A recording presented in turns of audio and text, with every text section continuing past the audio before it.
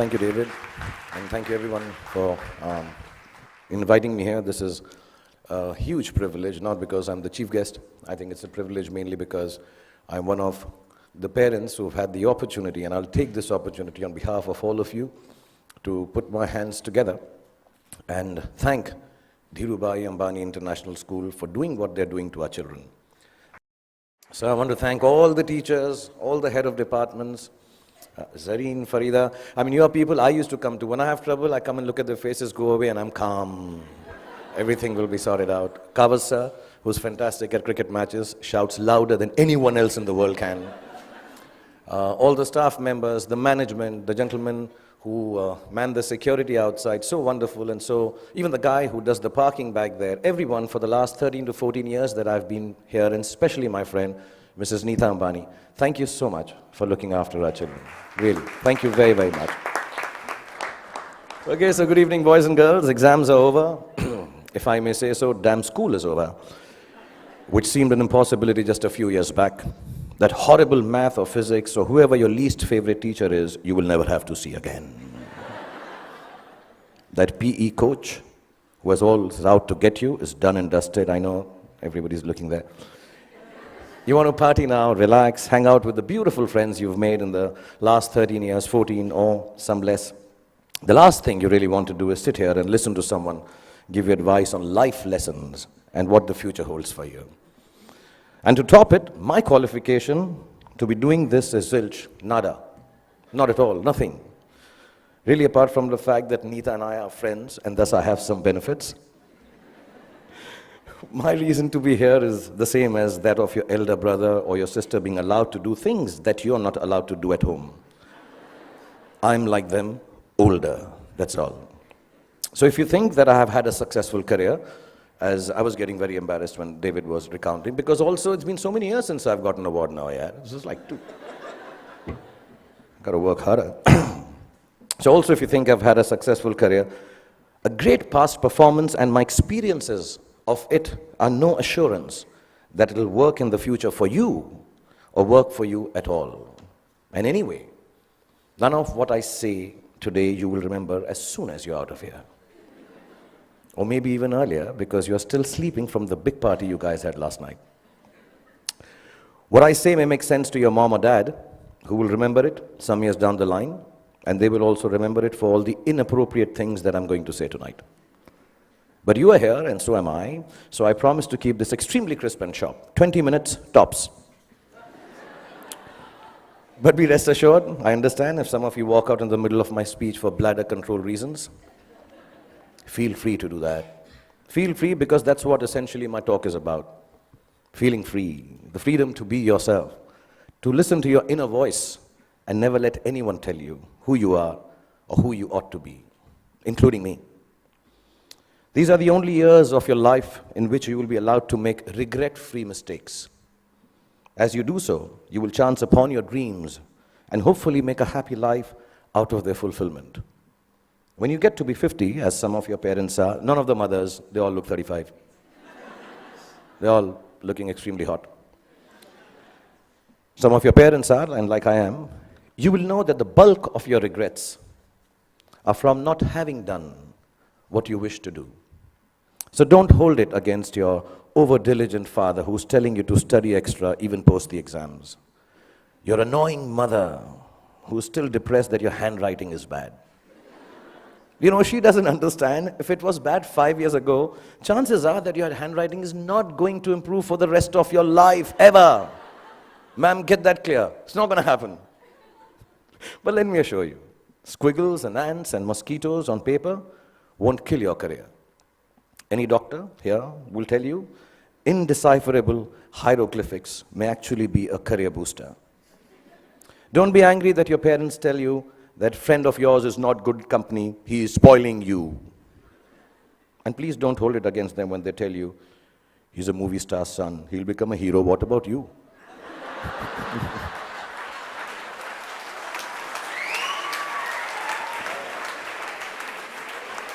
I mean, let me assure you, movie stars, sons and daughters also have to work. Basically, just don't grudge the old man and the old bag, ever. All us parents try to do is to make you happy with your choices by annoying you with hours that are actually your choices anyway. But you just don't know it yet. Your hormone levels are too high for you to understand this confusing logic. All you want to be is yourselves, and you're quite sure you know what that is. And I'm here tonight on your side only to confirm your conviction as you set forth into the big bad world from the loving shelter of Mrs. Neeta Ambani and all these wonderful and beautiful and warm teachers and faculty who have nurtured you to embark on your own journey through life. I was talking about parents because I think tonight is about parents. So I'm going to tell you something about my parents. My mother was top class. She was really cool. She loved me unconditionally, was beautiful, like all mothers are, and believed I will be the most famous man in the world, and I could do no wrong. In Delhi, they say, "Hamara bachcha na is like the apple of my eye." Some Punjabi ladies make it bigger, like the pineapple of my eye. So I was the pineapple of my mother's eye. And my father was a gentleman. He was very educated, masters in law, extremely intelligent, knew 7 languages, had traveled the world, knew his politics, fought for the freedom of our country, India, and excelled at sports like hockey, swimming, and polo. He could cook and recite poems and knew the capital of every country in the world. My father was also very, very poor.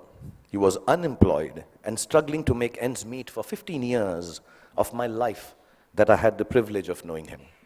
From when I was 10 to when I was 15, not being able to afford fancy gifts for me, he would wrap up something old that belonged to him in newspapers and declare it as a birthday gift when my birthday came along.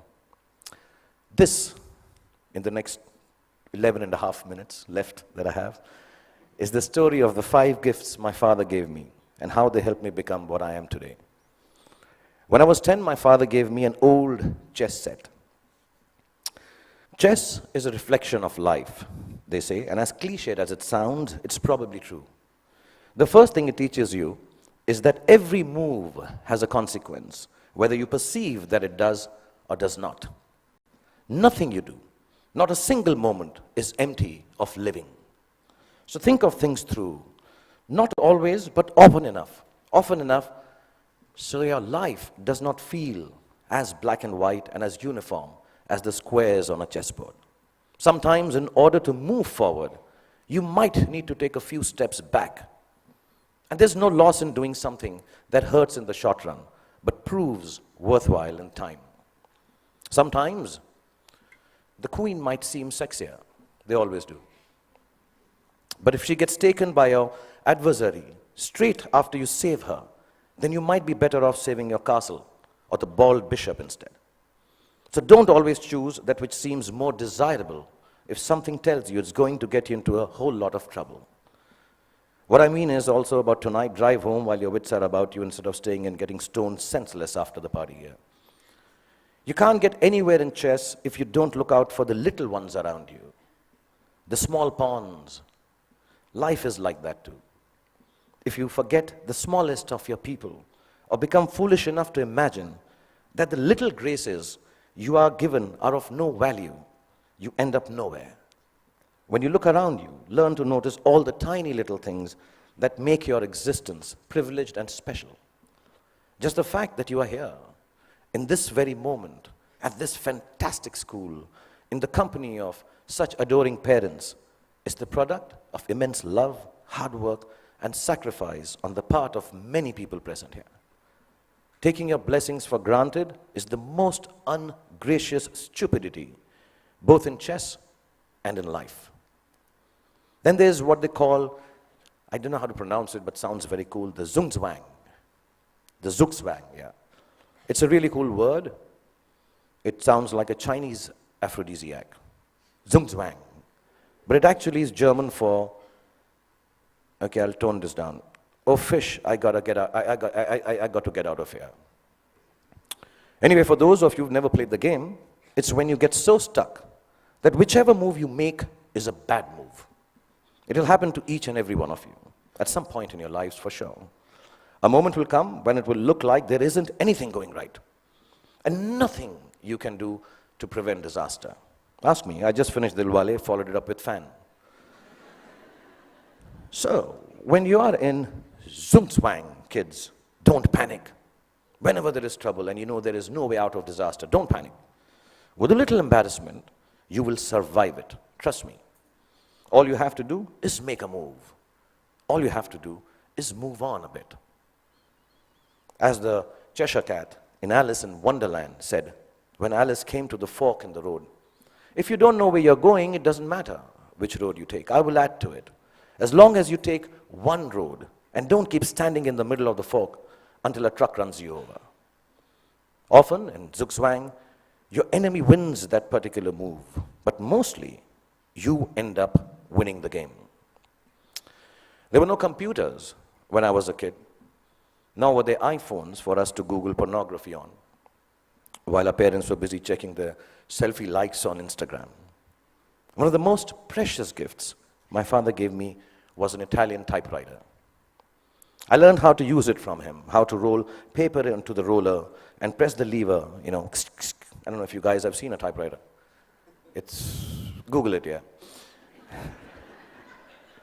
Yeah, the clicking sound of the letters as I pressed them with my fingers, forming words on blank pages, fascinated me. To use a typewriter well, you needed diligence. One wrong letter, and the whole exercise had to be started all over again. We used something called Typex to erase our mistakes in those days, not to sniff at during math classes. But too much Typex in math classes or in typewriting is unacceptable. So we had to learn how to move our fingers accurately, to make words out of thoughts with efficiency, and do it over and over again till we got it just right. As an adult, I have come to understand that there is nothing of more value than your capacity for diligence and your ability to work hard. If you can outwork your adversaries and your employees, you can ensure your own success in whatever it is you choose to do. Whatever you're doing, do it once. Then do it one more time, even more carefully. Practice will make everything seem easier. Be diligent. Be thorough. Think of every job you do as the first one. So you have to get it right or you won't be able to impress everyone. And at the same time, do it as your last job, as if you will not get a chance to do it again ever. Don't just outwork yourself. Only parents clapping. In fact, you can outwork yourself. If you can outwork yourself, then pretty much nothing can prevent you from glorying. Then my father gave me a camera. And the most beautiful thing about it was that it did not work. We all have those Leica ones, old ones, which don't work, look really cool. I learned that things don't always have to be functional to fulfill a need. That sometimes when things are broken, the greatest creativity emanates from their fragments. I found myself looking at my world magically through the unusable lens, and the fact that there was never any actual photograph to see taught me my most important lesson yet. That creativity is a process of the soul. It does not need an outcome or a product for the world to accept. It needs only the truth of its own expression. It comes from within and makes of your world whatever you wish it to make. So don't be afraid of your own creativity. Honor it. It doesn't always have to be seen or approved by those around you. It is an expression of your deepest self, and it belongs as much to you as it does to the universe that nurtures and inspires it. All creativity is not for everyone to like or understand. All art is not up for sale. Some creativity has a bigger role to play. It is to keep you company when you're alone, when you need a friend, when the world doesn't seem to understand you. Your creativity, whatever that may be, I know a friend of mine who makes dolls out of bath bags from aeroplanes. Whatever your creativity is, your creativity will be the only thing that will keep you inspired and satisfied. Honor it to the end, whatever it may be. Mine is poetry. I write rubbish poetry. It's so bad that sometimes I cringe to read it myself. It's crap. But I write it. It is my secret place. It is mine to make me feel free and happy. So you find yours, and if the world loves it, good. If it doesn't, even better, because now you will truly have a friend. So keep your creativity intact. My father was a funny guy. He had the capacity to turn any kind of serious situation in a way that it seemed less stressful, with a bit of humor. Without a sense of humor, the world will always be a dull and dreary place. No darkness or despair should ever be beyond a good and a hearty laugh. I'm going to tell you a few incidents. If you're not bored, I have about 7.5 minutes left. We used to live on the 3rd floor of an apartment building, and as people on 3rd floor tend to do, my friends and I used to throw things down from the balcony. You know, wrappers, tidbits, dog shit wrapped in newspapers, the usual stuff, yeah. One day, the old gentleman on the ground floor, there always is an old senile gentleman on the ground floor. He had had enough of our daily droppings. He charged at us, yelling at the top of his voice, भाई साहब, ऊपर से चीजें नीचे आती हैं, ऊपर से चीजें नीचे आती हैं. And you know, the whole mohalla, the colony emerged to witness the spectacle. My father was there, I was mortified. And he kept screaming, ऊपर से चीजें नीचे आती हैं. And my father calmly looked at him and said, चाचा जी, ऊपर से चीजें नीचे आती हैं, ये न्यूटन ने बहुत सालों पहले बताया था. आप कोई नई बात बताओ, अंदर बैठ के चाय पी के बात करते हैं. And it instantly diffused the situation. The old man smiled. We went into the apartment, worked out how dog shit needs to be disposed of properly. Over a cup of tea, and life was back to normal again. And there was another incident I'm going to relate. I had been eyeing this attractive, dusky girl who lived in our building. As smooth as I have always been with ladies, for some reason it occurred to me that if I blew up her letterbox with a Diwali cracker called Atom Bomb, she'd be very impressed with me. I've always been good with girls like that, yeah. I know things girls like. In this insanely romantic belief of mine, her letterbox soon exploded before her eyes. And I still don't know why the desired effect of running into my arms in slow motion was replaced with a screaming drama in which she flew up the stairs screaming, Amma, come here, Amma, ingeba, Amma, ingeba. She was a Tamilian lady, yeah. I took my chance, and as all macho men should do, I fled the scene. A few hours later, the doorbell rang. I looked through the magic eye, and the mother of the love of my life was standing outside looking incensed. I found a place to hide. My father opened the door. The lady began to rattle off a complaint. Your son this, your son that, sorry, my Tamil is not good, but it sounded like that. And he listened patiently and then responded, you know, ma'am, as you were speaking, I was getting angry with my son. But then suddenly I realized how beautiful you are. And I can imagine if your daughter looks anything like you, how can my son be blamed for falling in love with her and behaving so stupidly? The lady went silent as my father continued telling how beautiful she was. And then she became a little coy. Another cup of tea was had, and she said to me sweetly, Beta, just because my daughter is so beautiful, you shouldn't behave badly with her. You should come home, sit with us, and be friends. So not only did my dad get me off the hook for blowing up the girl's letterbox, he actually got me inroads to a long, satisfying relationship with the love of my life that lasted 6 days. Because then I realized that dating beautiful girls has its downside. Every boy in the colony made advances at her, so I was regularly beaten up in my attempts to offer her some boy-friendly protection. But that's another story. The point being, learn to laugh at yourselves every chance you get. If you can manage not to take yourself too seriously, no matter how big a shot you become, or how lowly, useless, trivial you feel, you will instantly disarm life's power to beat you down. It makes you braver to face ugliness because it changes your perspective. Humor is actually the deafness to see the world, the reality, for the transient farce it really is. It's like a talisman for survival. Cultivate it and allow it to lighten every heavy moment. Wear it like a vulgar tattoo if you don't already have one. Don't ever let it get washed away in the turbulently beautiful seas of life. It's your ticket to staying young and childlike forever. And you'll realize why it matters to stay childlike when you're my age. And you watch this speech on YouTube with your children. I'll probably have kicked the bucket by then, having smoked enough cigarettes to light up a forest. But I certainly hope that you will have understood what I understand now. No, not that smoking kills, that part is okay. Well, what I'm referring to is what counts as the most beautiful and final gift that my father gave me. I only realized it was a gift on the day he died, when I was 15 years old. A gift your parents have given to you already. Yes, the singularly most exquisite gift you and I have been given is the gift of life itself.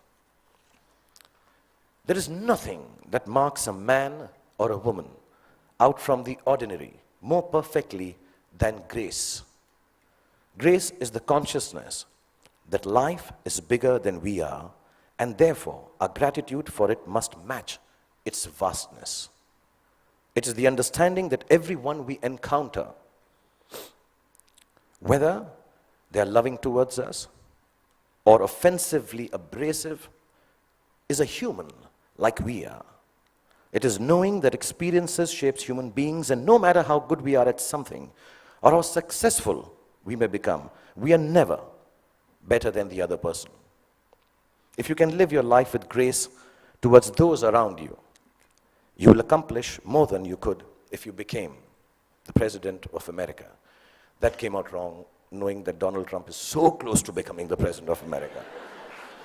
I didn't mean that. I'll rephrase that, guys. If you can live your life with grace towards those around you. Okay, actually, what the hell? Because I came here and told you a secret that I write rubbish poetry, I'm going to read out a poem and end this. This is the most rubbish poem you'll hear, but keep it in your heart because I'm the damn chief guest tonight. If you're after party, EDM, I assume this is the music. I thought I'd be very cool if I used the word EDM. Is EDM cool still? Class of 2016, is it cool? No? Okay. If you're after party, EDM, Stone Sunrise has found you, with dog-shipped wrappings and friends that will not confound you. And you start on this journey with a brave heart about you. If you live life with grace towards those around you, you'll get where you have to, and it won't astound you. If it isn't Ferraris and a White House that downed you, you won't need an entourage to always surround you. It's your truth you will have that will shelter and ground you. And you'll remember this day as the day that unbound you. From the walls of this beautiful school and the teachers, exams and all the rules that sometimes seem to hound you. And let me tell you, you all will be successful. Let me remind you. Now it was remind, but because it's not rhyming, so I...